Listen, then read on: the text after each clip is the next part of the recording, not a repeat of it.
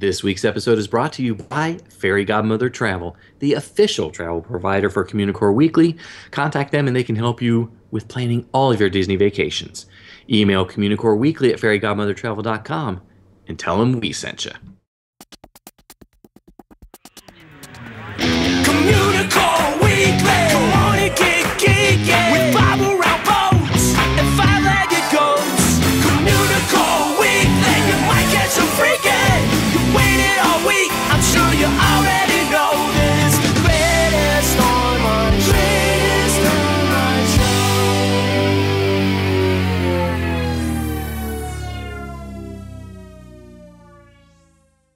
Hello and welcome to Communicore Weekly, the greatest online show and home of the world's first pair of independently born identical twins.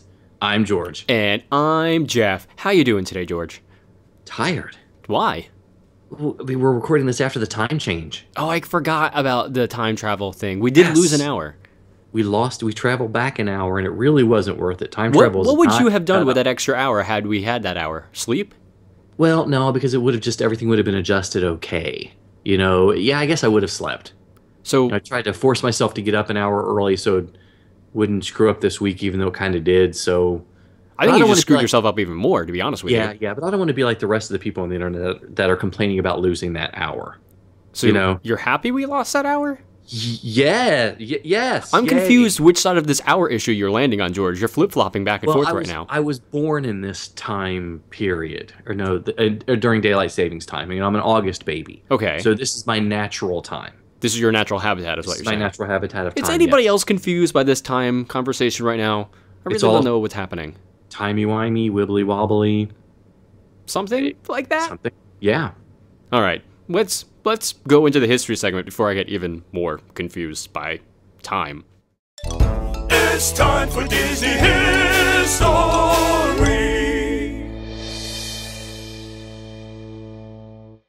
Dollywood, the best little theme park in Texas.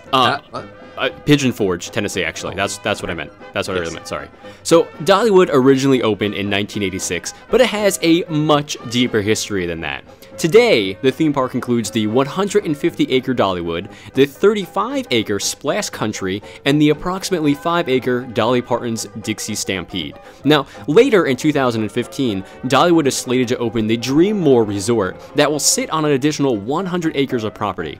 Currently, Dollywood is owned by Dolly Parton, famed country singer, and Hershin Family Entertainment, who also run Silver Dollar City, Wild Adventures, Darien Lake, who coincidentally is also the name of my least favorite contestant on RuPaul's Drag Race. I'm not joking, George. I'm dead serious about that. That's okay. You had to pull that in here somehow. So.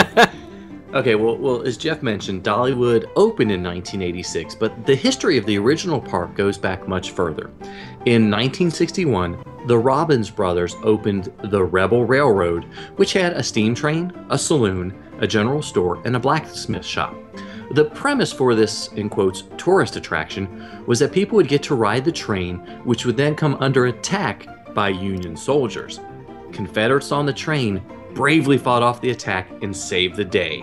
The Robbins brothers based Rebel Railroad on their North Carolina tourist attraction called Tweetsie Railroad in Blowing Rock, which they opened in 1957, and yes, I have visited. I was just going to ask if you had been there before. Yes, I was wearing an awesome shirt and actually said awesome on it. Really? Yes. Photos. Yes. Pixar didn't happen. Yeah, they're on Facebook, actually. Oh, I'll have to check it out. Yeah, it's scary. Anyway, back to Dollywood. Now, there were a few other changes that happened fairly quickly. In 1970, Rebel Railroad was bought by Art Modell, who also owned the Cleveland Browns, and he actually renamed it Gold Rush Junction. Now, based on a 1970s brochure, there were a number of things you can do. There was a music hall in which you could, quote, enjoy the lively, wholesome kind of entertainment that delighted our ancestors when the country was being settled, end quote. You can also witness Davy Crockett and Cherokee Chief Tassel sign a peace treaty, but we're not sure how, unless they had the swan boat time machine technology we've been talking about. Maybe they did back then, I'm not sure. Yeah, I'm still kind of wondering what kind of music our ancestors listened to. It was probably rap. What was on their iPod while they were settling the country? Well, every time the lights go out, I like to watch TV by candlelight, like our ancestors used to do, just like That's the Pilgrims. The way it was. Wow. Okay. Well, let's come back a little bit closer to the future. In addition, at Gold Rush Junction, they had the steam train that had traveled a 5-mile route, but this time there was a Western-style shootout instead of the Civil War-themed battle, and it was the same type of shootout that they had at Tweetsie Railroad. You could also visit a pioneer village with, again, in quotes, ancient buildings, and you could see molasses being made. Wow. Yeah. There was candle making, a real log home demonstration. They had a log home and showed you how they built it. And you could even order a home to actually be built on your property, like a real home to live in. And they had the term ancient Scottsboro Station, which was converted into a shopping center, a lounge, and dining in the Cross Ties Restaurant. I see what they did there. Cross Ties Restaurant and gift shop. But that's not all you can do at Gold Rush Junction. That's right, George. Act now, and you can also include horseback riding, and Headco metal spinning, and the tin shop, and Mountaineer Candy Kitchen. And candy was spelt with a K to lend to more of that mountain credibility. What else was there? Was also the Burt Vincent Nature Trail, where you can enjoy the quiet beauty of nature. And apparently that included the different trees and wildflowers, as well as bears and deer as they, quote, frolic around the spacious natural park, end quote. And after you enjoy the bears, you could visit the tin shop, the old knife shop, and the doll museum. Now, one of those is very creepy to me. I'm not going to tell you which one. I'll let you guess. Not the tin doll shop with knives? That made it worse. Okay, good. Thanks for that nightmare. So Gold Rush, not Rish, that's something different. Gold Rush Junction also had a log flume ride, because, who wouldn't want a log flume ride? An Olympic-sized heated pool, campgrounds, and some amusement park rides, like the flat rides, like the Scrambler, the Tilt-A-Whirl. They had the little mini helicopters you could ride in, Ferris wheel, and a carousel. And it was spelled with one R, Rory, because I know you were going to ask. In 1976, Jack and Pete Hershend stepped in and bought Gold Rush Junction. They named it Gold Rush. Clever. Original. Clever. We'll save money on the signage and the letterhead. In 1976, they renamed it Silver Dollar City, Tennessee, which was a sister park to their Silver Dollar City in Branson, Missouri. The Hershend family owned the Marvel Cave in Branson, and they added a cable train to the cave in 1958, which then doubled the attendance of the park in Branson. But like our friend Cordelia and Walter Knott, they erected a frontier town around the area, and it became Silver Dollar City. But of course, that's a subject for another history segment altogether. So, Silver Dollar City retained a lot of the Gold Rush Junction, and they added a lot more amusement park style rides over the years. They had the Silver Dollar Saloon Show, the Rainmaker Show, which does not mean what it means today, if you know what, okay, anyway. So, and they also had the Silver Dollar City Railroad, which had to stop halfway through the ride. And there were some pretty big attractions at the park. The log flume was still there, and they added the Inventor's Mansion, in which rooms were tilted sideways and water ran uphill. And the Candy Kitchen, still spelt with a K, was now owned by Grandma, and they had a Craftsman Valley to explore. Yeah, Who's I wasn't Grandma? Sure about... Just any grandma? Yeah, just any. It's Grandma's kitchen, All right, Candy fair. Kitchen, as long as she's got the K's. The Craftsman Valley had gunsmithing, glass blowing, wood carving, leather making, doll making, sand casting, knife making, and other crafts. That was a lot of stuff. Yeah. There was also the Blazing Fury ride, which unfortunately had nothing to do with the Mel Brooks film of a similar title. But just kind of different. On Blazing Furies. Yep. So Blazing Fury, it took you on a trip through a burning mine town, and you could even ride an ore barge through the Erie flooded mine. I kind of had to say it like that, yeah. There was the 82-foot tall Cloud Grabber, which sort of took you up like a parachute drop, but it was a little much bigger. It gave you a bird's eye view of the Smoky Mountains. There was a Red Baron ride, not the Snoopy or pizza delivery service. Man. I know. And there was a Malfunction Junction, which was a bump-em car type ride. And then the Mountain Swinger, which is just a 40-foot tall swing ride. I know, we got to keep it PG. There were a lot of other flat rides in the park's Fun City section, but this is just a 25-minute podcast. Or so we hope. If we're lucky. If we're lucky. So, in 1986, Dolly Parton became a co-owner along with the Hershans, and the park was renamed Dollywood. Now, in the almost 20 years since it's been known as Dollywood, the park has actually doubled in size and became the largest employer in that area. The park currently has 10 areas with a heavy focus on entertainment and theater type attractions. The railroad actually still remains and is the only attraction from the Rebel Railroad days in 1961. The track was shortened from 5 miles to 2.5 miles, and various engines have been used over the years, but it's still a coal-driven railroad, burning as much as 5 tons of coal a day. Yeah, as Jeff mentioned, Dollywood is known more for its shows than attractions, but that's been changing over the years with the additions of some top-notch rides. There's the Smoky Mountain River Rampage, water rafting, which I will not ride because I don't like getting wet, the Tennessee Tornado Coaster, Blazing Fury Coaster, Daredevil Falls Flume Ride, the Mystery Mine Coaster, the Thunderhead Coaster, the Barnstormer, the River Battle Raft Ride, the Wild Eagle Coaster, and the very impressive dual-launch family coaster called the Fire Chaser Express. Now, Dollywood actually paid homage to the Appalachian area in history. There's a Tennessee mountain home, a replica of Dolly's home when she was a child, apparently, a schoolhouse, a gristmill, a chapel, and Chasing Rainbows, which is the Dolly Parton Museum. Now, with a one-day ticket to Dollywood coming in at only $59 for adults and $47 for children, it's really a fantastic value when a certain Orlando theme park is going to cost you close to $100 per person for a day. And, we hope you enjoyed this quick look at Dollywood, and maybe we've inspired you to make a trek if you're close by. From what I've read online, what we both read, Dollywood is about to sink another $300 million to create the 300-room Dreamworld Resort and park expansion, so it should be pretty great. And I know our buddy Adam the Woo loves it because when he was there, he actually bought an annual pass for it, and he was there like 17 times during his time in that area. Wow, yeah, that's right. I've seen some of those videos, so I'm pretty excited about the opportunity to visit in the near future, and I know we'll have a trip report. But we'd love to know what you think about Dollywood. Did you get a chance to visit Dollywood or any of the earlier incarnations like the Gold Rush Junction? Give us a call on the Communicore Weekly Goat Line, and tell us all about it. Call us at 424-785-4628. That's 424-785-GOAT. He's a nerd, he's a geek, but we all like to hear him speak. So listen up to the words from his beat. It's George's Book of the Week. So this week's book is going for the record for the longest book title that's been featured on Communicore Weekly. And that book title is Walt Disney Animation Studios Artist Showcase present No Slurping, No Burping, A Tale of Table Manners by Carol LaRue and Lorelei Bove.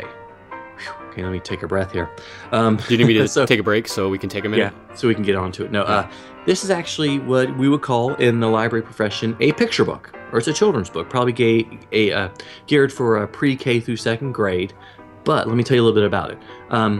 Kara is a children's author who's written quite a few titles to her name, but no real connection to Disney.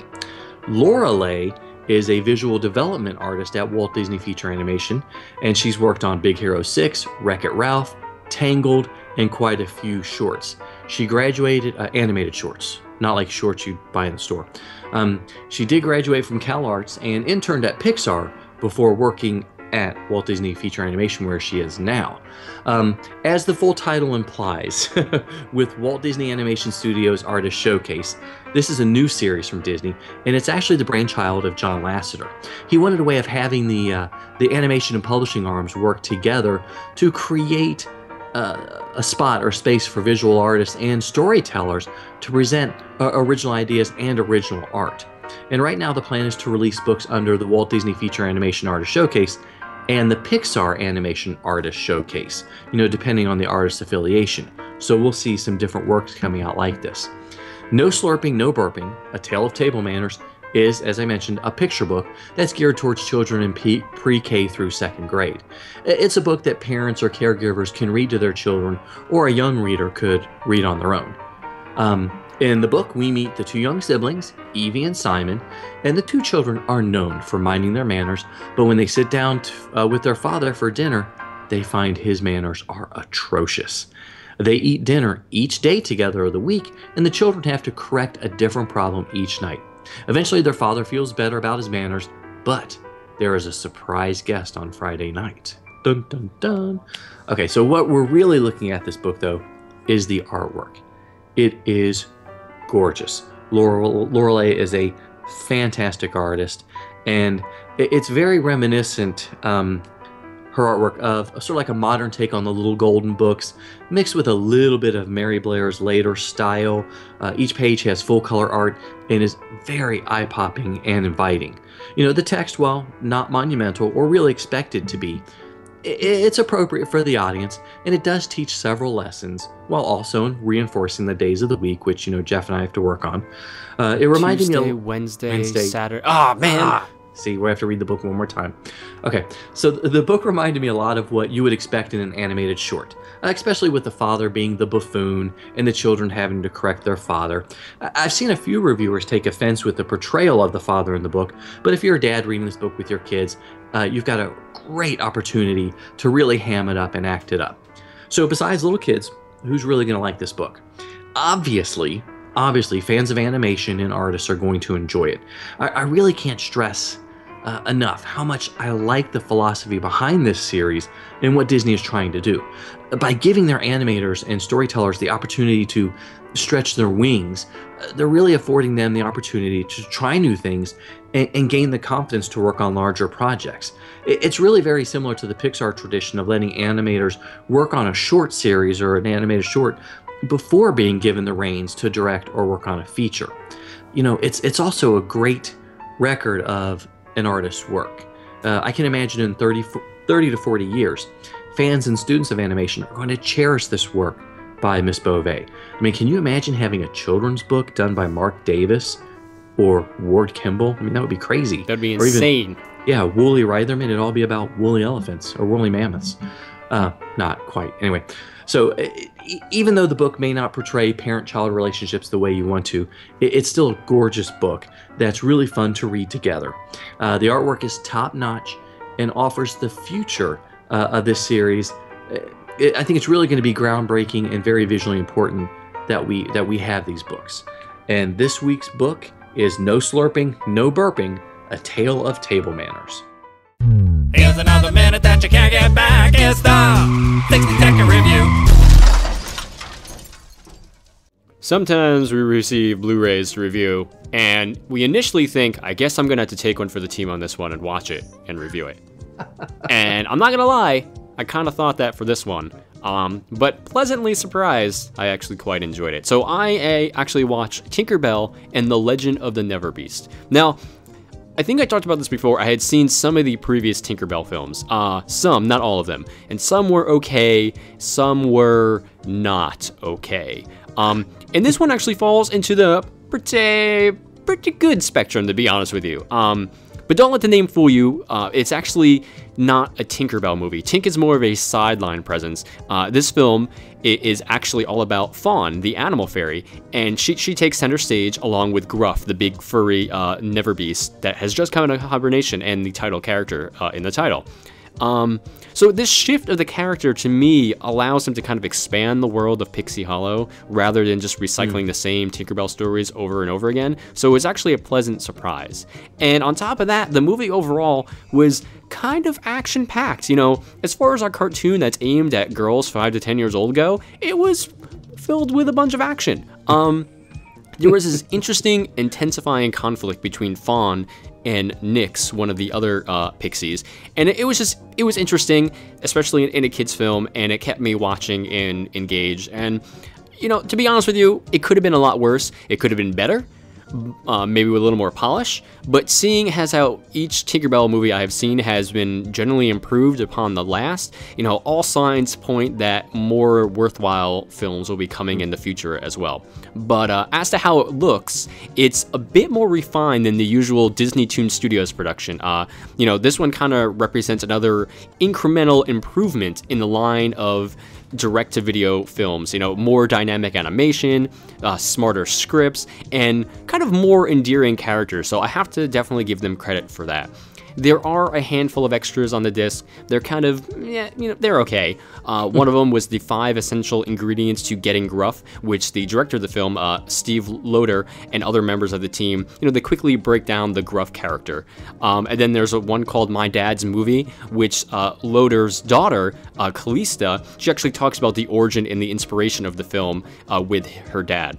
And then there's Jeff Corwin's Guide to Real World Never Beasts, where the conservationist Jeff Corwin, he just talks about some real life creatures that are never beasts, quote unquote. A handful of deleted scenes, Tinkin' About Animals, which is a clever title, I thought, but they sing an animal song, and there is an extended Never Beast promo, but that's about it. But I mean, overall, granted, I know we are not the target audience for this film, but if you have a daughter anywhere between the ages of 5 to 10, maybe even 13, I think they would enjoy this film very much. It's cute. It had some very good parts. Again, pretty actiony for a kid's film, especially in that age range. But I liked it, and I might have to force George to watch it once. But there's no Peter Pan reference? There is, not that I remember, actually. Oh, that's too bad. I mean, they kind of stray away from all the Peter Pan stuff in the Tinkerbell movies. They're trying to make her own thing, which I get. They're trying to make her own strong female lead, and it's working. I will totally give them that, so good for them. So, again, if you have a young daughter, definitely check this film out. You don't know what you know till we know you. You just don't know. Here's one little fact we bet you didn't. One little fact we bet you didn't know.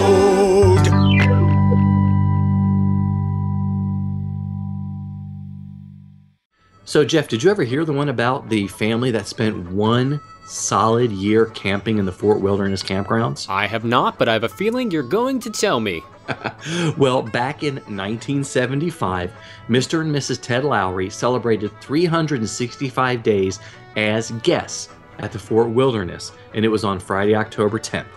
The cast members there threw an anniversary party, which included 1-year pins and a cake. So, Mr. Lowry was a medical textbook salesman, and he began bringing his family and friends to Fort Wilderness when it first opened, and he'd been going ever since that time. They always requested the same campsite and pulled in their 31-foot Airstream trailer whenever they visited the area. And Miss Lowry usually had a cake or some other surprise for the hosts and hostesses who dropped by to say hello. And now I'm pretty sure they won't let you stay more than like 28 days in a row. Yeah, otherwise that becomes like, you're a resident like and you can vote, permanent residence. Right? So, yeah, you got it. So, now we know you. Sometimes you might see it, sometimes you don't. Hey, look, what's that? It's a 5-legged goat. When you're in Disneyland, if you head over to Mickey's house in Toontown, you'll see that the mouse has a piano. But this is not one of those neural pianos that anyone can sit down and start playing. It's a player piano, with one of those ones that plays on its own using the magic music hidden inside of it. Or you could just say a ghost is playing it. I don't care, either way. So if you're actually looking at the music sheet that it's playing, they're all shaped like Mickey heads, except for one. Hidden off on the left-hand side is a Donald Duck head hidden amongst all the Mickeys, and that's probably the note that sounds the worst. That sneaky duck. It's not a knock at Donald. It's just how it is. It's just, of course it is. So, wow. Okay. Well, it's time for this week's prize winner announcement in the year of a million or so limited time cadets. I'm so glad you got that correct. I know. I almost stumbled. I tried. As a reminder, you too can join this contest. It's going until the end of season 4. Just send us an email at communicoreweekly@gmail.com with your name, your address, and at least your birthday, like month and day, because we're sending out some special stuff. But this week's prize is a hairy Expedition Everest messenger bag. Which you can use at your favorite full-day park. As a full-day bag? Yes.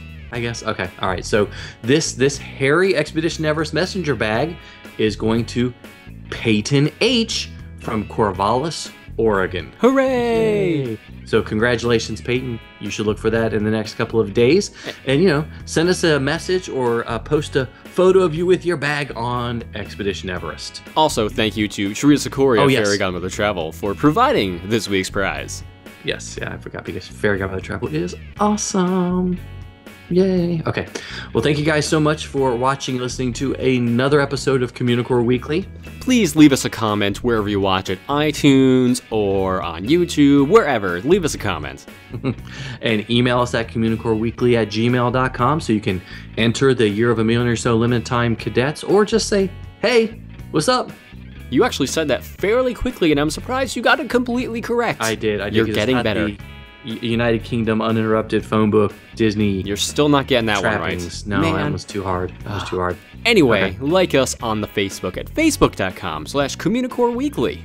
Yep. Follow us on other forms of social media like Twitter and Instagram. I'm at Imaginerding. He's at Jeff Heimbuck. And of course, give us a call on the Communicore Weekly Goat line at 424-785-4628. Visit CommunicoreWeekly.com and click on the Communistore link, and you can pick up awesome t-shirts and a copy of Communicore Weekly, the musical. And of course, to obtain your official Communicore Cadet membership card, send a self-addressed stamped envelope to Communicore Weekly, P.O. Box 432, Orange, California, 92856. And we do have some special things happening over at our Patreon page. We just released an unreleased demo for the Five-Legged Goat theme song. Wow, it was an unreleased demo of a demo. That's pretty good. Yes, that's basically what it was. And actually, I totally forgot that this song existed until I was in the car and I heard it playing on my iPod. I'm like, oh, I forgot we had this original version. Yeah, so if you want to get some of these insights and some of these little extras, visit patreon.com/Communicore Weekly. So for Jeff Heimbuck, I'm George Taylor. And for George Taylor, I'm Jeff Heimbuck. Thanks so much for listening, guys and gals. We'll see you next time on Communicore Weekly, the greatest online show.